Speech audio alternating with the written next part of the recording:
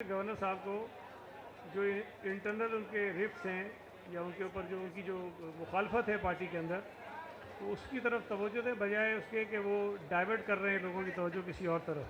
कराची शहर में अगर आवाम की खिदमत करनी है, अवामी मसाइल हल करने हैं, तो शायद पाकिस्तान पीपल्स पार्टी से बेहतर कोई प्लेटफॉर्म नहीं है।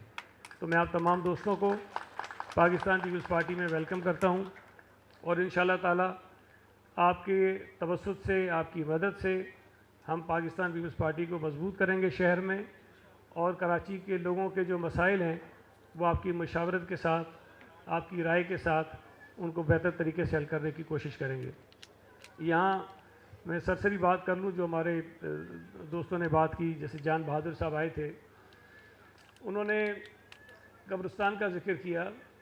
तो कब्रिस्तान सिर्फ हज़ारेवाल के लिए सिर्फ मलीर में ज़रूरत नहीं है, कब्रिस्तान की ज़रूरत पूरे शहर में, तमाम ज़िलों में, तमाम ज़बानें बोलने वाले लोगों के लिए ज़रूरत है। कराची शहर में आबादी बहुत ज़्यादा बढ़ गई है और शहर में जो पुराने कब्रिस्तान थे वो तकरीबन अब भर चुके हैं, वहाँ बिल्कुल किसी किस्म की कोई गुंजाइश नहीं है। और ये भी मैं आपको बता दूं कि सिंध हुकूमत ने अभी से नहीं, पिछले कई बरसों से नए कब्रिस्तान बनाने के लिए ज़मीन आइडेंटिफाई करना शुरू की। और ज़मीन, और ये कोई 10, 15, 20 एकड़ की बात नहीं है, हम हज़ारों एकड़ ज़मीन की बात कर रहे हैं। वो ज़मीनों की निशानदेही भी की है और कब्रिस्तान को मैनेज करने के लिए एक अथॉरिटी बनाने का फ़ैसला किया, उसके लिए कानून बनाने का फ़ैसला किया। और मुख्तलिफ़ तंजीमों ने, जिन्होंने सिंध हुकूमत से रुजू किया कि उन्हें कब्रिस्तान के लिए ज़मीन चाहिए, उनको ज़मीनें देने का सिलसिला भी शुरू किया।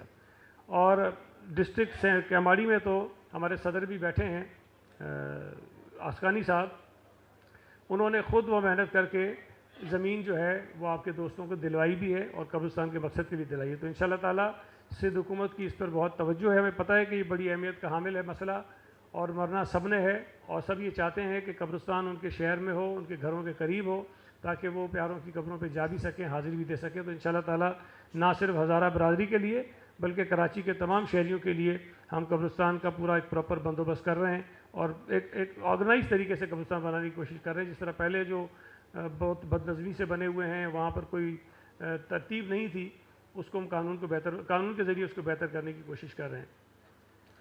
नजमी आलम साहब ने कुछ बात की, यकीनन निसार खोड़ो साहब मेरे बात करेंगे। देखिए, पाकिस्तान पीपल्स पार्टी पूरे मुल्क की जमात है और बिलाशुबा जब से पीपल्स पार्टी कायम हुई है, हमने बिला तफरीक और बिला किसी रंग व नस्ल के तासुब के हमने आवाम की खिदमत करने की कोशिश की है। और शायद यही सबब था कि जब पाकिस्तान पीपल्स पार्टी कायम हुई तो वो सिंध से ज़्यादा पंजाब में मजबूत थी।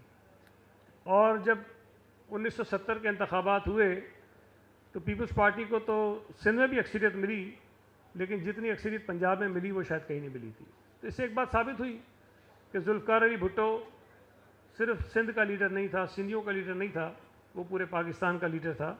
और आज भी मुल्क के किसी कोने में आप चले जाएं, चाहे वो खैबर पख्तूनख्वा का कोई इलाका हो, कश्मीर का इलाका हो, गिलगित बल्तिस्तान का इलाका हो, बलूचिस्तान का इलाका हो, किसी देहात में चले जाएं, आपको वहाँ अगर कोई बुज़ुर्ग मिलेगा तो आपको ये ज़रूर बताएगा कि जुल्फ़िकार अली भुट्टो यहाँ पर आया था। और वो जुल्फ़िकार अली भुट्टो के गर्विदा होते हैं वो लोग जो पुराने वहाँ पर रहते हैं आज भी।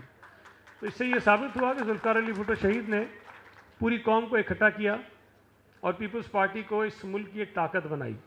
और ये नारा जो किसने, मुझे नहीं पता किसने बनाया, लेकिन वो नारा बिल्कुल फिट बैठता है पीपल्स पार्टी के ऊपर, जब ये कहा गया कि चारों सूबों की जंजीर बेनज़ीर बेनज़ीर, और वो आज भी कायम है। वो अलग बात है कि पीपल्स पार्टी को बहुत सारी साजिशें की गई, हमें बहुत सारी साजिशों का सामना करना पड़ा, हमारी क़यादतों की जानें ली गई, और सिर्फ इस वजह से ली गई कि पीपल्स पार्टी को मुल्क के मुख्तलिफ इलाकों में कमज़ोर किया जाए, मुल्क में कमज़ोर किया जाए।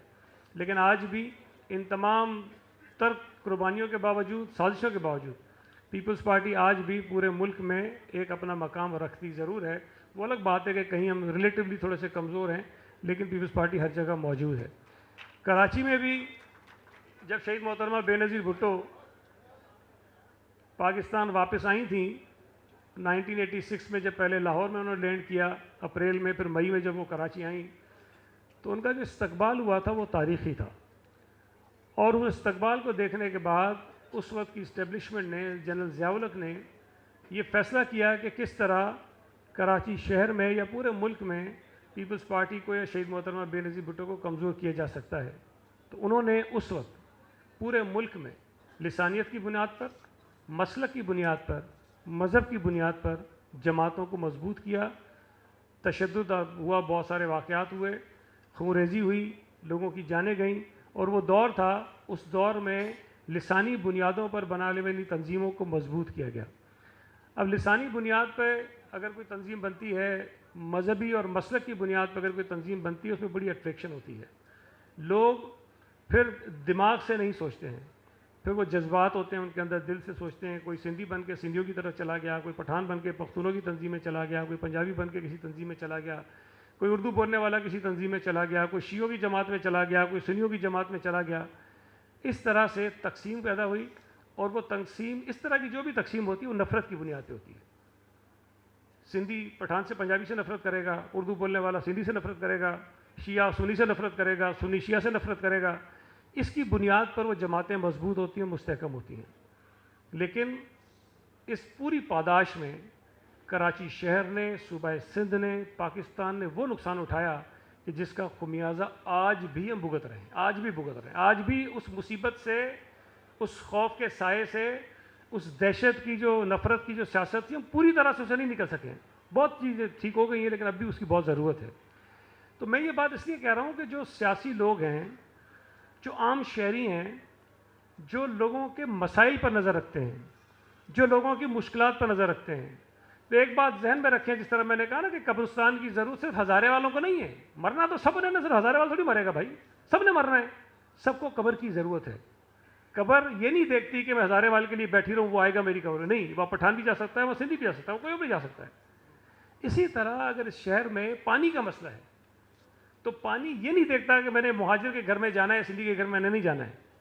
जब किसी इलाके में पानी आएगा तो उस इलाके में रहने वाले तमाम लोगों को मिलेगा, वो पीपल्स पार्टी का हो या मुखालिफ हो, वो सिंधी हो, मुहाजिर हो, पठान हो, बलोच हो, पंजाबी हो, कश्मीरी, सबको जाएगा। अगर कहीं नहीं आता तो किसी के घर में नहीं आता है। इसी तरह इंफ्रास्ट्रक्चर है, इसी तरह मुलाजमतें हैं, इसी तरह बहुत सारे और इशूज़ हैं।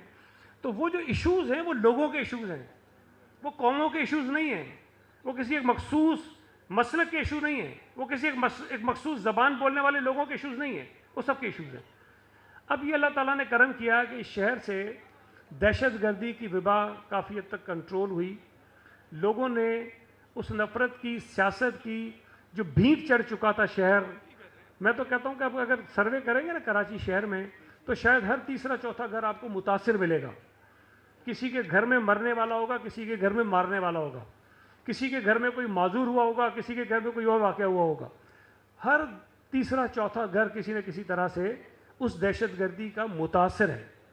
तो हमने बड़ी कुर्बानियाँ देने के बाद, मुश्किलात सहने के बाद, शायद लोगों के अंदर ये शऊर दोबारा से बेदार हुआ कि नहीं, हमें उस नफ़रत की तकसीम की सियासत से निकलना है, और हमें कोई ऐसी सियासत करनी है जो अवाम की सियासत हो। मसाइल की बुनियाद पर हम बात करें, किसी ऐसी जमात की तरफ हम रुजू करें जो बग़ैर किसी तफरीक के, रंग व नस्ल के लोगों की खिदमत करना चाहती हो।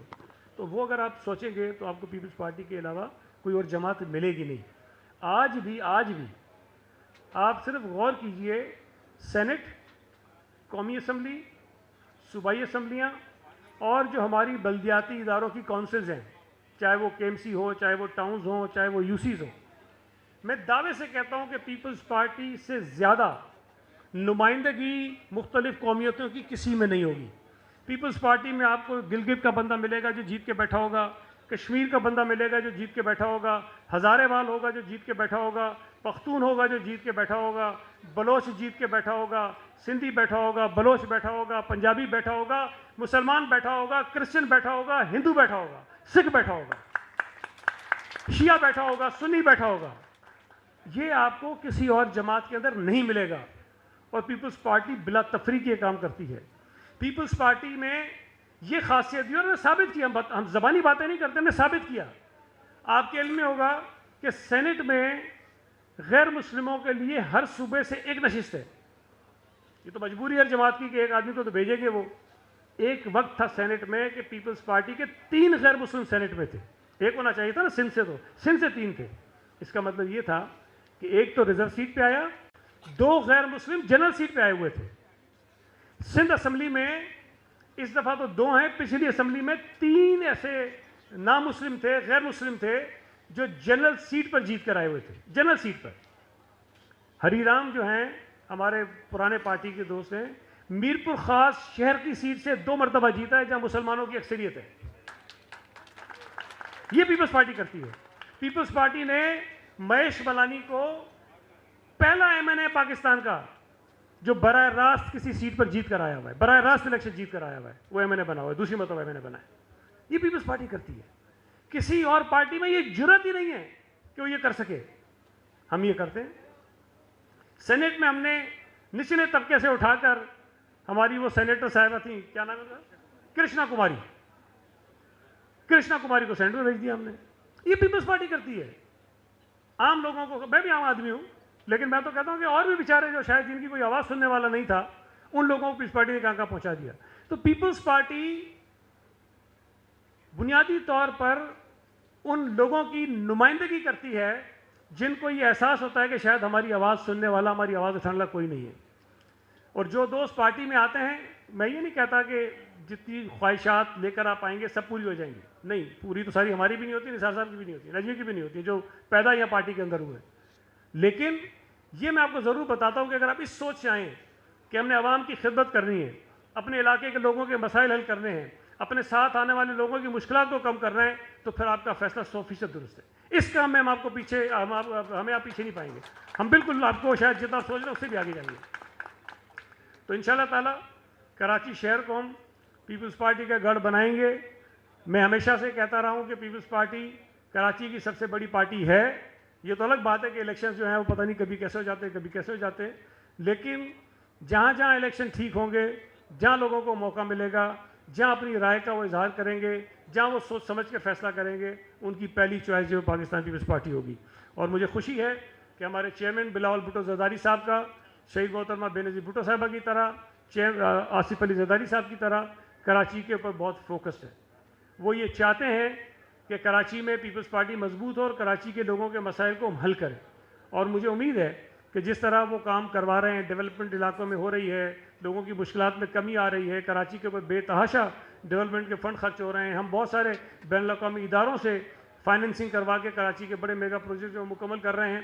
इसी तरह सिलसिला आगे बढ़ता रहेगा तो कराची जो एक दिन दुनिया का एक बड़ा शहर तो है ही, लेकिन इंशाल्लाह ताला जो बुनियादी मसाइल है उसको हल करके कराची को एक बहुत बेहतर और लोगों की ख्वाहिशात के मुताबिक शहर बनाने में हम कामयाब हो जाएंगे। सबसे अहम चीज़ जो मैं आप दोस्तों से कहूँगा, जिसका जिक्र भी हुआ बार बार यहाँ पर, हमारे यहाँ हज़ारा बरादरी कराची में बहुत है, बिलाशुबा बहुत है, मेरे अपने हल्के में बहुत है, लेकिन यहाँ पर पीपल्स पार्टी के साथ होते हैं, हज़ारा में पता नहीं किसी और के साथ होते हैं। यहाँ हमारे दोस्तों ने बात की कि जो आपकी पार्टी में शमूलियत है वो पीपल्स पार्टी में शमूलियत है, पीपल्स पार्टी कराची में शमूलियत नहीं है, पीपल्स पार्टी में शमूलियत है। और पीपल्स पार्टी हज़ारा में हो, बुनैर में हो, सवात में हो, सौदी में हो, कहीं भी हो, आपने पीपल्स पार्टी को वहाँ भी मजबूत करना है।